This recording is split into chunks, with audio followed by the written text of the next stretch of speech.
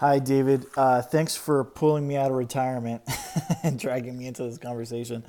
I'm just a photographer, man. I don't know what you're talking about. No, okay. This is obviously like an area that I'm really passionate about and really interested. So I'm making a video because nobody's going to read anything I say, but they might watch a 2 minute video if I just do this. So I think, first of all, what Christians might be surprised to find out is, these kind of articles, it's not like this argument is obviously as old as time. The idea that we're talking about a book that spans generations. There's a time gap. There's textual criticism problems.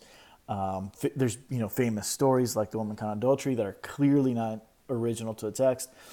All that stuff is absolutely true, and so I think the problem is on both sides of the sort of the argument. On the one hand, for the Christians, we have a problem because we keep perpetuating this super romanticized, oversimplified version of the history of the Bible. Basically, Christians walk around thinking that the book they have in their hand was xeroxed from heaven, and and and the fact of the matter is, if anybody does even like 5 minutes of digging, that's just not true. There's a grittier truth and reality to this whole thing, and I think Christians are really one. We want to just go to church and not think about these things.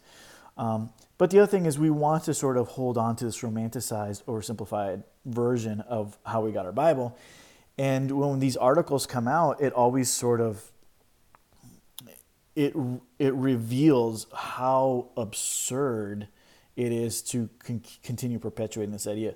The fact of the matter is, the dude is right. The Bible has a lot of things going on historically. We have to understand them, and it's not Xerox from heaven. Everything, there are real issues with it that we have to be aware of. So that's thing number one. We, as Christians, when we decide to perpetuate and hold this romanticized version of the history of the Bible, we open ourselves up to the critique and attacks from non-Christians, from atheists, when they have even the most basic understanding of the history of the Bible. So I think number one is Christians need to wake up. Like, there's a real history to the Bible we got to learn.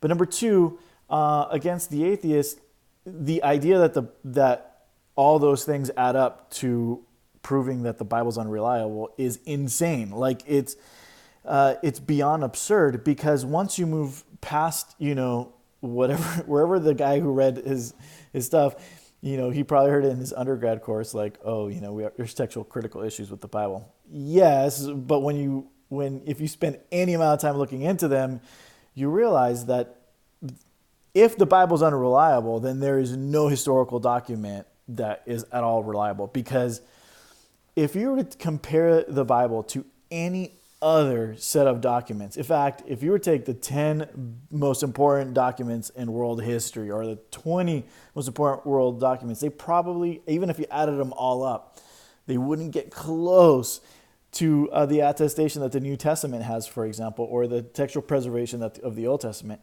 And that is because we just have so many manuscripts of the New Testament, and the Old Testament was preserved so carefully, that they are single-handedly the most well-preserved documents in all of world history by a long shot. And I think that's the part that the atheists,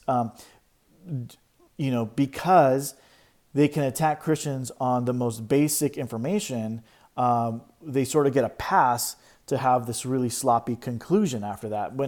And let me give you an example. So, one statistic is somebody could count, okay, well, how many errors or variations are there in the New Testament? And you can count, and you say, last time somebody did a count, they counted 250,000.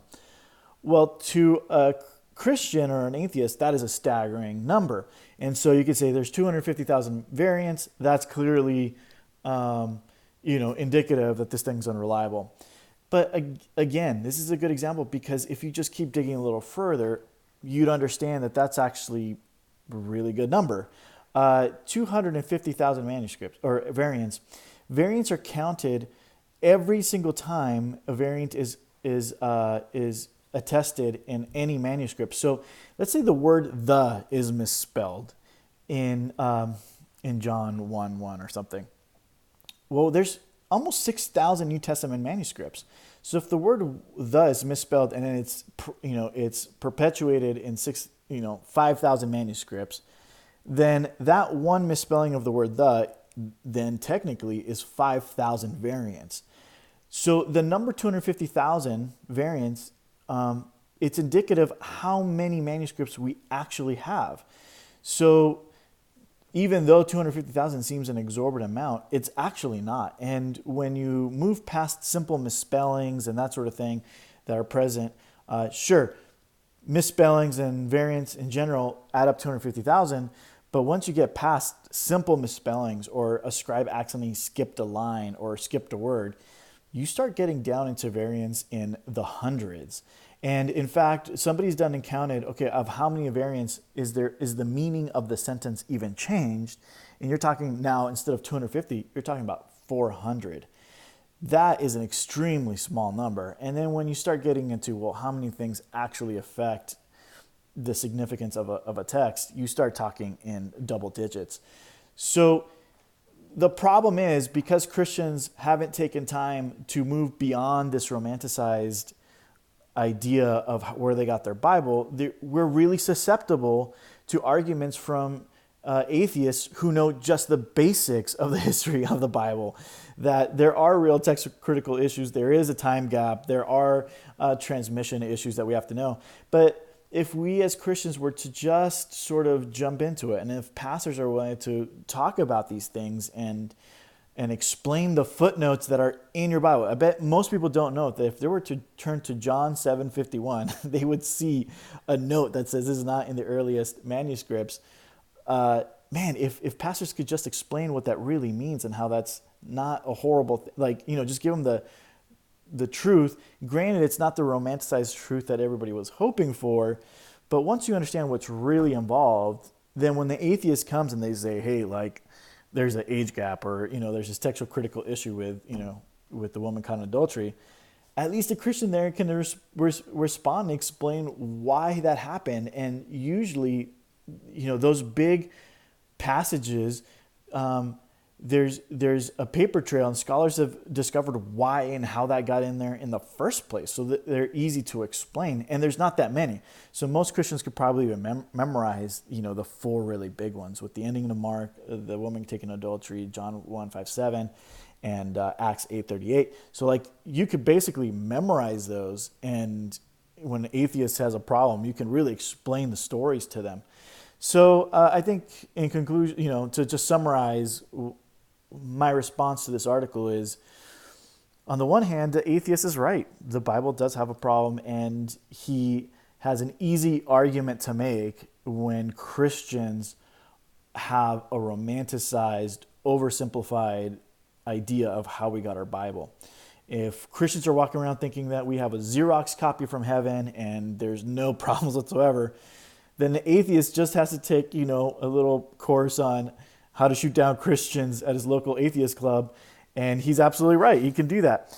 But again, if a Christian and their pastors are just willing to take a little bit of time and delve into the actual history of it, and you compare the Bible to Homer's Iliad or the Gallic Wars by Caesar, any major historical document, Plato, Homer, anything, you will see, whereas those documents have maybe a couple hundred of manuscripts with an 800-year gap, the New Testament is astronomically better supported with thousands of manuscripts and a much smaller time gap. So on the one hand, yes, he's right in some of the basics of what he's saying, but no, the conclusion is extreme.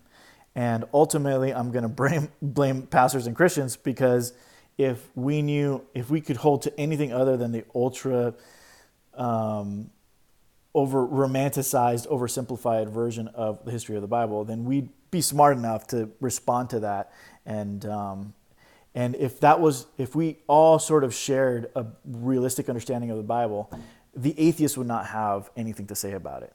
So anyway, those are my 2 cents.